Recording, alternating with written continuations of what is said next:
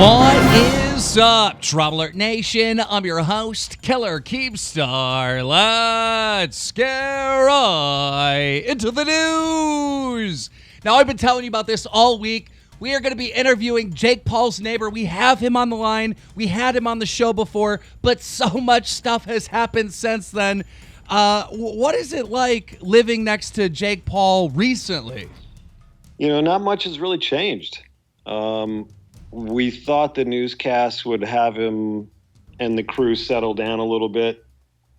And for the most part, you know, some of the stunts and stuff may have been dwindled down a little bit, but there's been more chaos on our street in the last, 10 days than prior to the newscast and him getting fired from Disney. There's one thing I got to get out of the way right away. I have to ask about these poopy pants that were found in the neighbor's lawn with one of the Team 10 members, Chance's ID. Do you know anything about this? I mean, I know as much as you do, unfortunately. Pretty much all I know is the neighbor next door, the one who has probably been through the most and suffered the most. She was the one I mentioned, nearly died from smoke inhalation from the fire. She's an elderly woman, right? Yeah. For some strange reason, they get their kicks off on doing shit to an old lady. And I don't really know much about it, to be quite honest. I mean, I found out about it. I know she reported it to the police. But other than that, I don't really know where it's gone or where it's headed. Has there been any injuries or any fights on the street? Are you talking about the one with the neighbor or just in general? Just in general, with all the chaos out there. Yeah, I mean, the one specific that you're probably talking about is one of the, with the help of City Council, we have no parking, and you can't even stop on the street anymore. Right. If you stop, you'll get ticketed or towed. I think I sent you a photograph that really shows you the mentality of these parents that are bringing their kids out there, despite having signs up and down the whole street. The street's just filled with cars and people still. If you could harness the brain power of some of these parents, you could probably toast some bread really lightly. They're the worst. I honest to God, in all my travels all over the world, I don't think I've met more deplorable people than these parents bringing their kids in the street. And last Sunday, the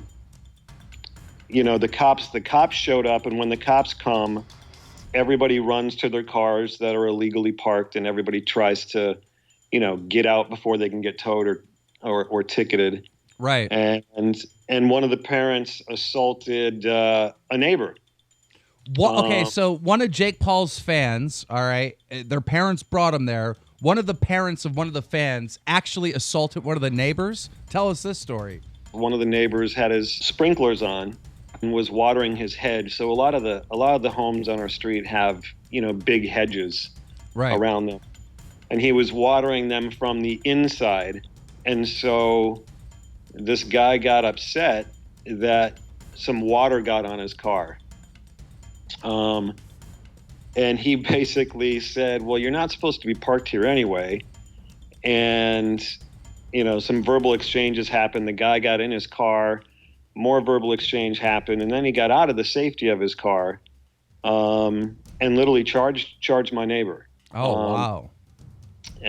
Put his hands on his throat, put his hands on his arms, and the neighbor, of course, defended himself, and the cops were right there as well, so they broke it up pretty darn quick.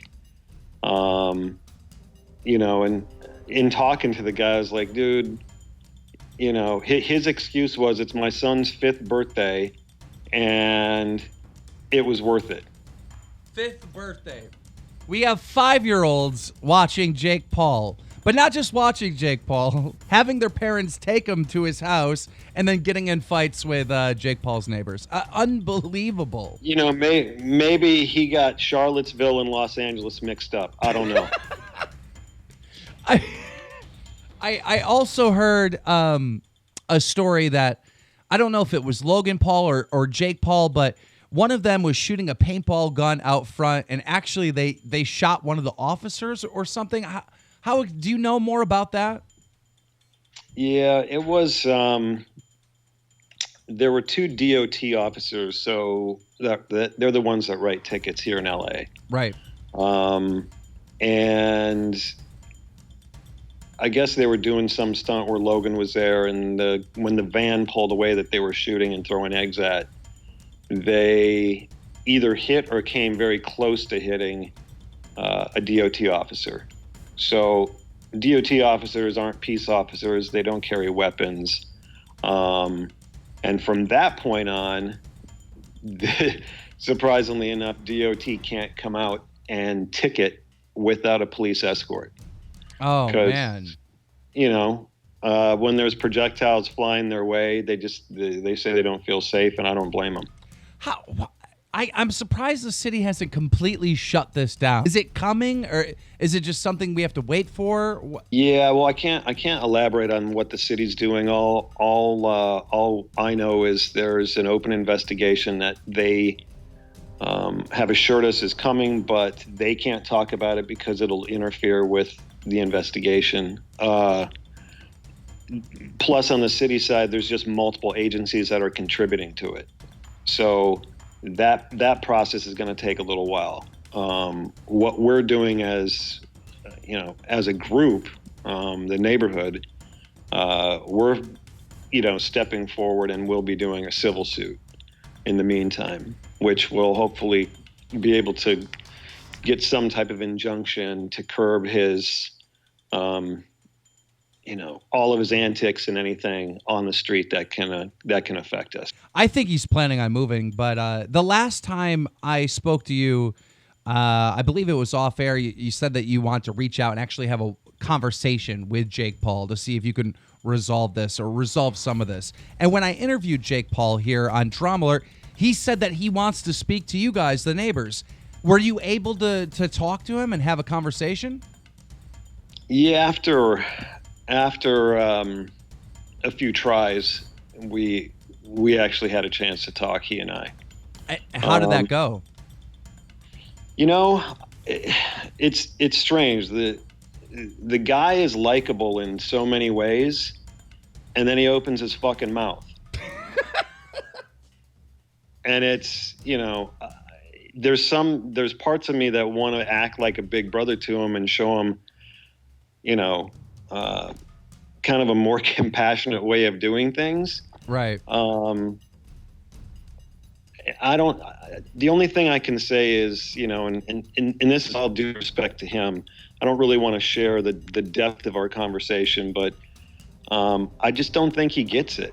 I don't think it really registers with him. The effect that the house, the fans, the stunts have affected the neighborhood over the last 6 months. I mean, it doesn't register. And that's the part that really, after speaking with him, really sucks, because he doesn't, to me, he seems like a very articulate, smart guy.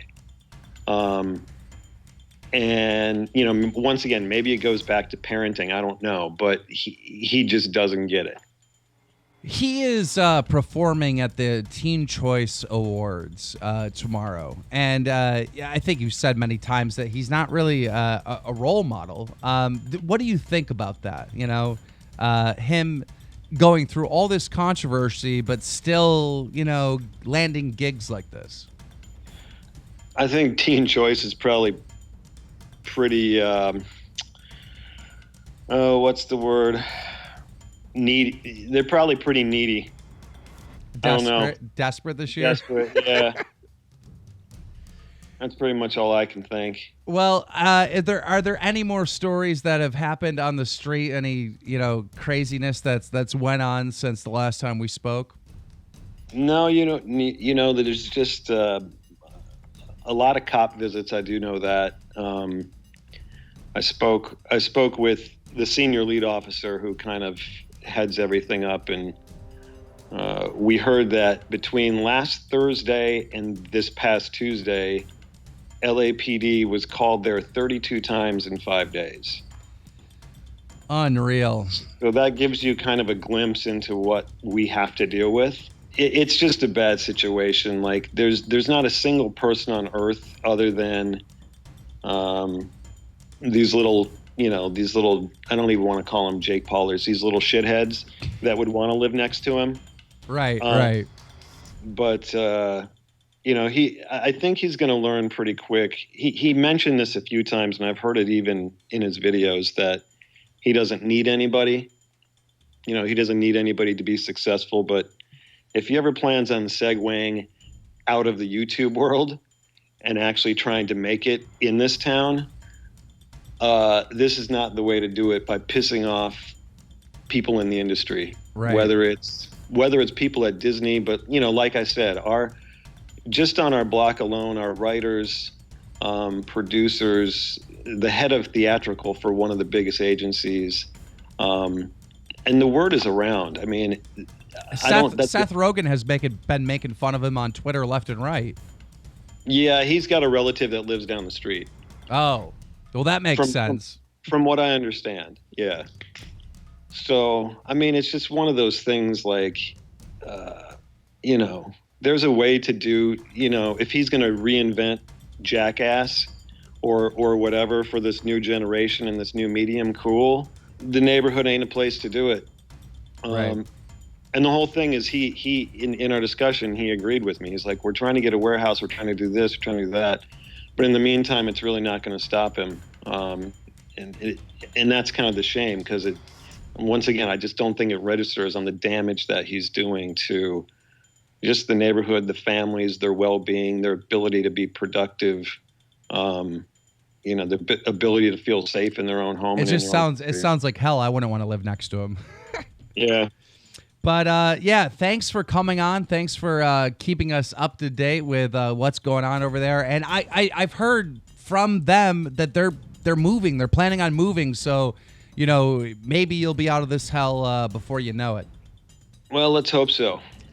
Ladies and gentlemen, you've heard it here from Jake Paul's neighbor, DramaAlert Nation, now over 2,500,000 subscribers. Awesome.